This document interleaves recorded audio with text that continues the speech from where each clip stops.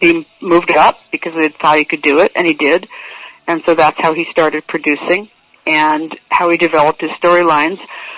He was a writer, and that's what they'd do. But they'd sit in meetings and they would just talk, you know. Mm-hmm. What about this? Hey, what if we tried that? And they come up with ideas, and then they send the writer off with those ideas, and then they all get back together in a room and talk it over again until they finally have the script they want. And they did that for each episode? For every episode. Wow. That's okay. right. Because on this side, on the aviation side, and, you know, the historians and all, they're like, you know, none of this is real, and this is that, and this is this, and I get that, but... Oh, I'm sure they took a lot of license with it. Yeah, I'm sure they did. But, if...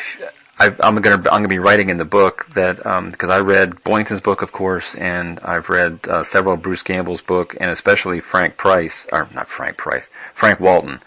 He was the intelligence officer for the squadron, on both tours under Boynton. Because another thing a lot of people don't know is that everybody always associates VMF 214 as the black sheep with Greg Boynton. But there was another iteration of the squadron. The squadron was actually first formed in July 1942 at Eva Marine Corps Air Station in Hawaii. And it was just a number that was picked, and it was VMF 214. And those guys went overseas. They did two combat tours, and they ended up calling themselves the Swashbucklers. And so the story about how Boynton, you know, grabbed all these pilots and he stole a squadron and all that, that's... I should read that. You know, I haven't read that. Yeah. What is the name of the book? Boynton's autobiography is it's called Baba Black Sheep. Okay, that's okay. Yeah. I'm going to look it up. You know what? I bet I did. You asked if I had met him, and I did, but I don't think I know that I didn't read the book. Okay. And if you are even more curious, the book about Frank Walton, or by Frank Walton, is called Once They Were Eagles. Okay. And actually, and that's something else I'm going to talk about in my book, is that this book by Walton is actually a response to the TV show. Because... Excuse me for interrupting just a second. Frank Price is still around. He's 88 years old, but there's no contact info on him. Oh, okay. Chuck might know, though, Kenny. Yeah, okay, go ahead. Okay, right. This book is kind of a response to, because Frank was extremely upset, as were a lot of the actual black sheep, with the way they were portrayed on the show. Oh, I'm sure they were. Yeah. Yeah, that doesn't surprise me at all. Yeah. It was irreverent, and, you know, it was... I'm sure half the stuff that was portrayed on that show never really happened. Right. So you'll get a real story of the day-to-day life, during those combat tours, if you read Frank Walton's book. And it was what was the title? Because Kenny jumped in and I missed it. Once They Were Eagles. Okay, thank you. Yeah, and I think the subtitle is The Men of Black Sheep Squadron. And I'm going to put in there, I was like, look, if they wrote this TV show as a true, actual history, it would be guys go up and fly, they come back, they eat shit food, they have dysentery, you know, they walk around the camp naked because it's so hot. You know, they're diving into split trenches, which are filled with stagnant water and rats. The disease everywhere, and you know doesn't make for good TV. That's exactly right. And so you know what? And also when you look at a series that was made in those years, they don't hold up great today because they just have a certain look about them. There wasn't a lot of realism in them in those days. Right. You want to talk clean? I mean, look what they look like. Yeah. Shows, you know. So, and I don't know if you, since your interest is flying, if you would have even seen this, but we watched a documentary recently what is that guy's name that did the trilogy, the Rings trilogy, Peter Jackson. Mm-hmm. Did you see that he did that documentary on the real footage from World War I? And it's called They Shall Never Grow Old, and it's unbelievable. I have seen that, but I've not seen it, actually. But I've seen it advertised, and I got to figure out where I can get a hold of it. Is it a movie, or is it a DVD? Yeah, it's a documentary. Okay. And it's amazing. And they colorize it, don't they? Yes, and it's the real guys, and they're really talking.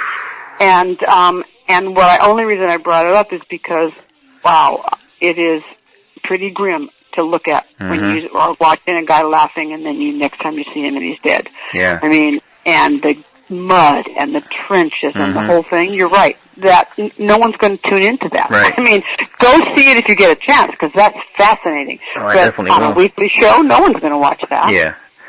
And yet you can see why it would make the real guys feel bad. You know, Yeah. you really can understand that.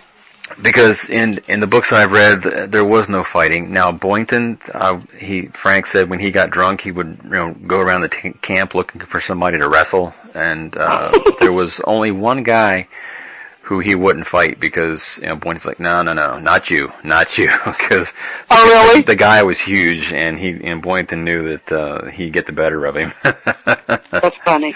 Did he play a part in the series, that guy? Because there were two older guys, older now. They're not older to me now, but they were Dan Aykroyd and I forget the other guy's name. Simon Oakland. Yeah, Simon Oakland. Oh, they were two really nice men. That's another thing.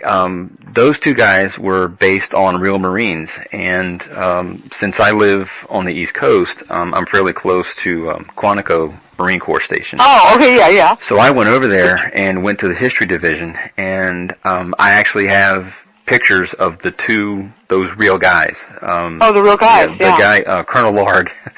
Larg. Yeah. Funny name, I know. His name was Joseph Smoke, Smaoak, and he was depicted quite accurately in the show. They said he was an absolute stickler for sticking to the Marine Corps manual. They said he would go around the tents at night on the airfield, making sure all the guys were sleeping under their mosquito nets.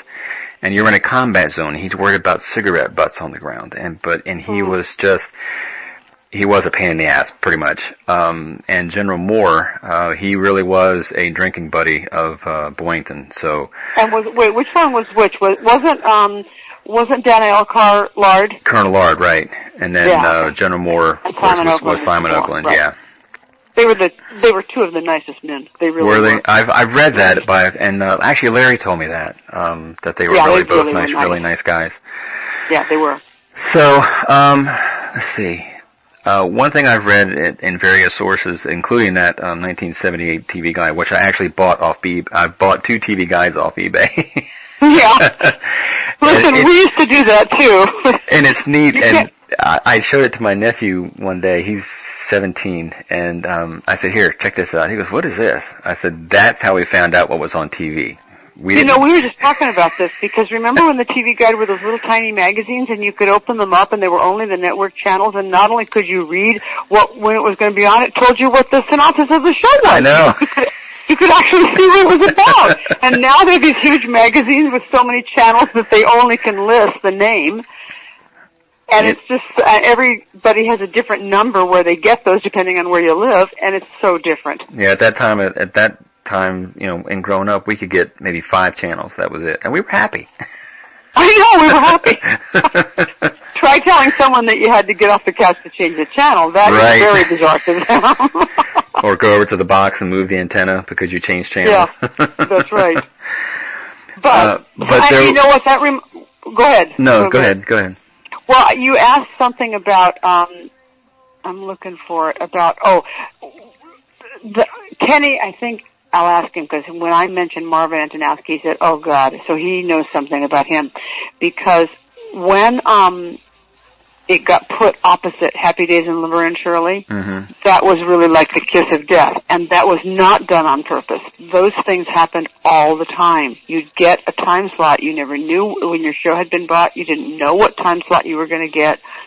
And, God, that one was just deadly because those 2 shows ruled the network. And I'm going to yell out to him, Kenny, what show was opposite something that sank yours? Yeah, but what was it opposite?